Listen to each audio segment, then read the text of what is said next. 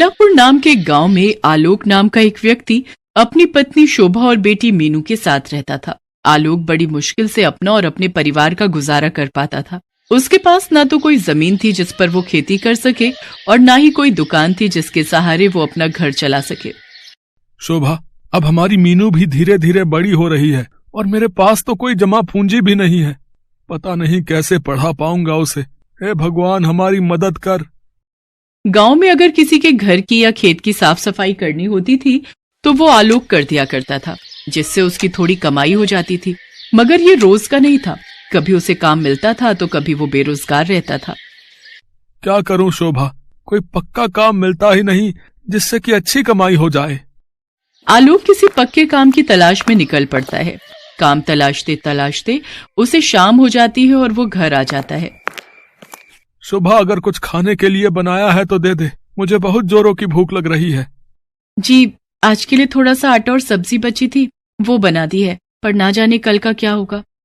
ओहो, अब क्या कर सकते हैं, जो है वही ला दे। मैं खुद काम की तलाश में सुबह से भटक रहा हूँ, लेकिन कहीं काम नहीं मिल रहा। मैं तो परेशान हो चुका हूँ। जी, आप दुखी मत होइए, भगवान ने चाहा तो जल्दी ही हमारे अच्छे दिन आएंगे। आज तो ये रोटी सब्जी नसीब हो गई, लेकिन पता नहीं कल ये भी मिल पाएगी या नहीं। आलोक रोटी सब्जी खाते खाते काम के बारे में सोच रहा होता है, तभी वो सोच में पड़ जाता है। अरे वाह, रोटी सब्जी, ये तो बहुत अच्छी बात है। इसी रोटी सब्जी से मेरा काम बन जाएगा।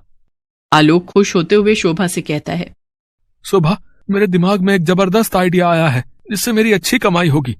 बोलो, क्या तुम मेरा साथ दोगी? हाँ हाँ, कहो, क्या आइडिया है? मैं सोच रहा हूँ क्यों ना रोटी सब्जी बनाकर बेचूं। जी, आइडिया तो अच्छा है, पर हम उसे बेचेंगे कहाँ? हमारे पास तो कोई जगह भी नहीं है। हाँ, ये तो मैंने सोचा ही नहीं। खैर, अब कुछ और काम ढूंढता हूँ। अगले दिन आलोक काम की तलाश में निकल जाता है, लेकिन सारा दिन भटकने के बाद भी उसे कोई काम नहीं मिलता और वो निराश होकर एक पेड़ के नीचे आकर बैठ जाता है। तभी एक आदमी उसके पास आता है और उससे कहता है, नमस्कार भाई साहब, मेरा नाम राजीव है और मैं इस गांव में नया आया हूँ। क्या आप भी इस गांव में रहते हैं? जी जी, मैं भी इसी गांव में रहता हूँ और यहीं पास में ही मेरा घर है। अगर आप बुरा ना मानो तो मैं एक बात पूछूं? जी कहिए। आप कुछ परेशान दिख रहे हैं, क्या बात है? जी, दरअसल मैं काम की तलाश में हूँ, लेकिन कहीं बात नहीं बन रही। सोचा था कुछ बनाकर बेचूंगा, लेकिन उसके लिए जगह नहीं है मेरे पास। जगह नहीं है मतलब? मतलब मेरा घर बहुत ही छोटा है और मेरे पास इतने पैसे नहीं है कि मैं नई जगह खरीद सकूं। ओहो, तो ये बात है। वैसे मैं आपकी मदद कर सकता हूँ। मेरे पास इस गांव में बहुत सारी जमीन है। अगर आप चाहें तो उस जगह का इस्तेमाल कर सकते हैं। क्या सच में?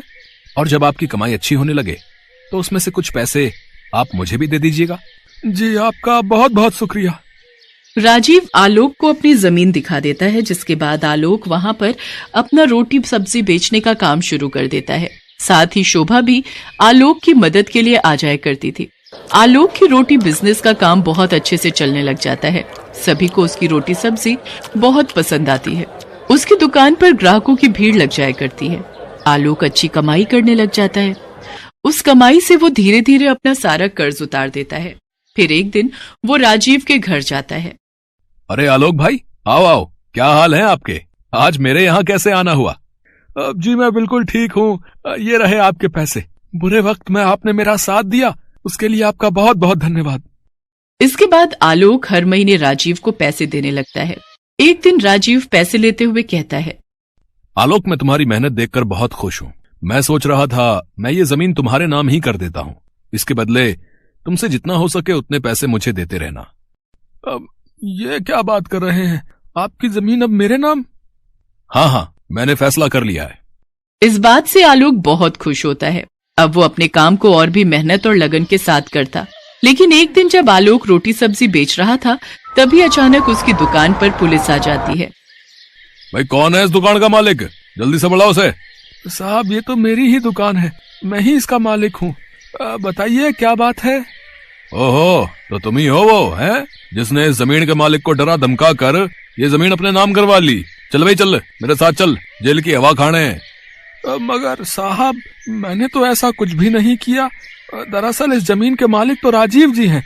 अभी हाल ही में उन्होंने अपनी ये जमीन मेरे नाम की है। अच्छा तो फिर लेकर चल मुझे उस राजीव के पास, चल।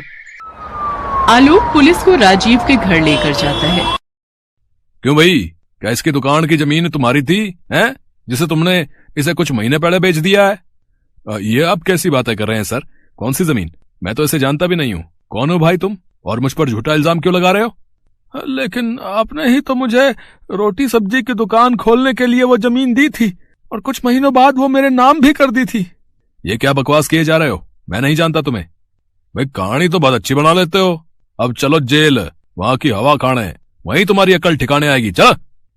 तभी पुलिस आलोक को गिरफ्तार कर लेती है। लेकिन साहब मैंने कुछ नहीं किया है, मैं सच कह रहा हूँ। सभी अपराधी जो है ना, जुर्म करने के बाद यही कहते हैं। साहब क्या जाने से पहले एक बार मैं अपनी बीवी बच्चों से मिल सकता हूँ साहब? ठीक है, लेकिन सिर्फ 10 मिनट के लिए, समझे? तभी पुलिस की गाड़ी आलोक के घर के बाहर आकर रुकती है। अंदर जाकर आलोक अपनी पत्नी को सारी बात बताता है। ये तो बहुत बुरा किया उन्होंने हमारे साथ, अब हम आपके बिना क्या करेंगे? शोभा, जब तक मैं वापस नहीं आ जाता तुम्हें ही ये घर संभालना होगा, और हाँ, अपना और मीनू का ध्यान रखना। मेरी बात मानो तो जब तक मैं वापस नहीं आता तुम अपने मायके चली जाओ मीनू को लेकर।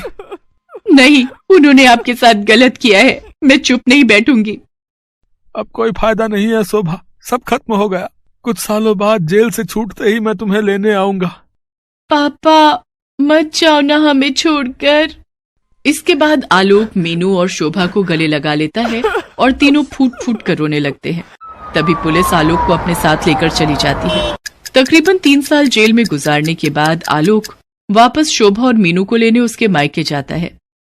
शोभा, तुम ठीक तो हो ना? और मीनू कैसी है? हम दोनों हर रोज आपको याद करते थे। मीनू रोज आपके बारे में पूछती थी। मैंने भी तुम दोनों को बहुत याद किया।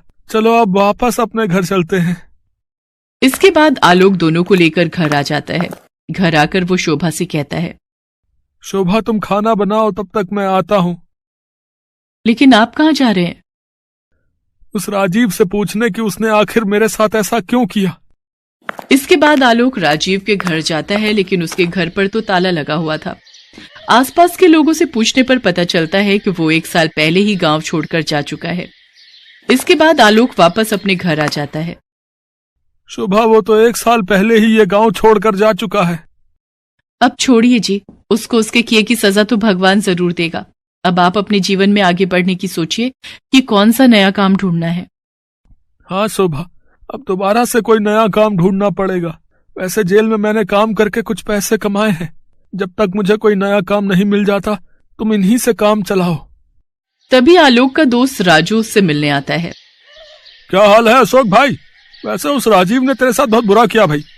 छोड़ उन सब बातों को, बीती बातों को क्या याद करना। अब मैं आगे के बारे में सोचकर नए काम की तलाश में हूँ। बिल्कुल सही कहा तुमने।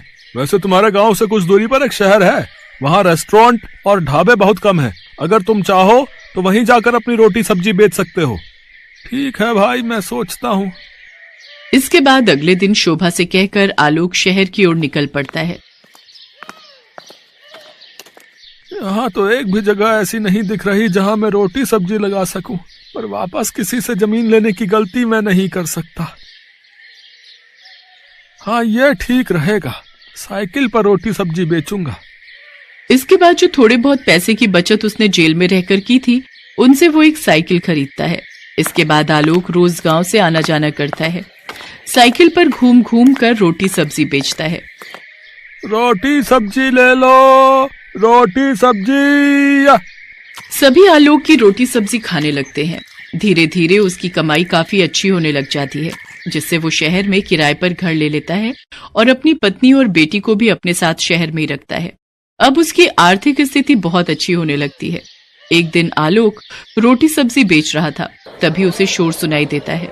जब वो वहां जाकर देखता है तो सड़क हादसे में एक आदमी की जान चली गई होती है, जिसके कारण वहां भीड़ लगी होती है।